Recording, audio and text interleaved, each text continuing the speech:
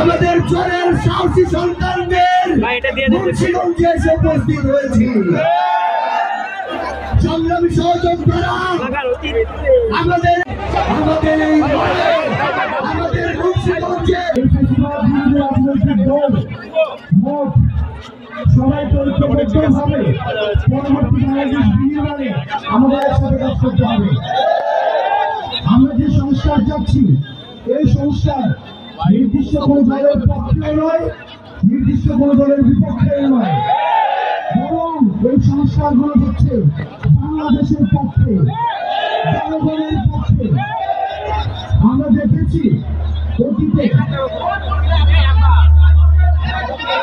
নেতাকে পুজো করার হয়ে গিয়েছিল একটা সিস্টেম। আমরা চাই আমাদের পরবর্তী বাংলাদেশ নেতা নির্ভর হবে না, পরবর্তী বাংলাদেশ হবে নীতি নির্ভর একটা বাংলাদেশ। আপনি এই বাংলাদেশ নির্মাণে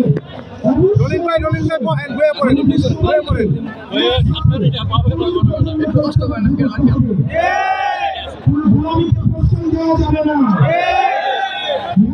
করতে পারে না। এই কথা সঠিক নয়, ভুলের উঠে নয়,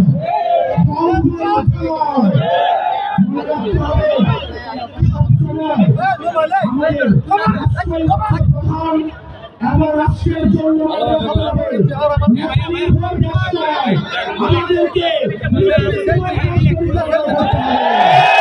আমরা শুরু করেছি। এই লড়াই সমাপ্ত না করে থামবো না।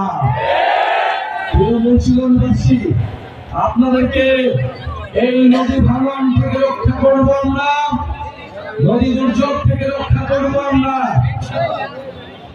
এই মুন্সিগঞ্জের হাজারো মানুষ প্রবাসে থাকেন, আমরা সেই প্রবাসীদের ভোটাধিকারের পক্ষে কথা বলছি।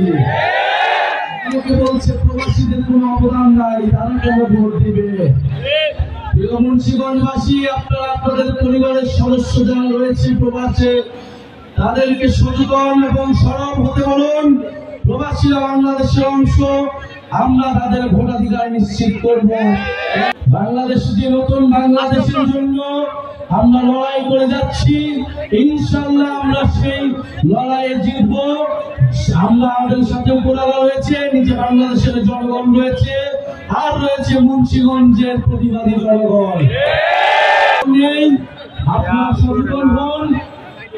গণঅভ্যুত্থানে আপনার সন্তান জীবন দিয়েছে, আপনাকে এবার কথা বলতে হবে।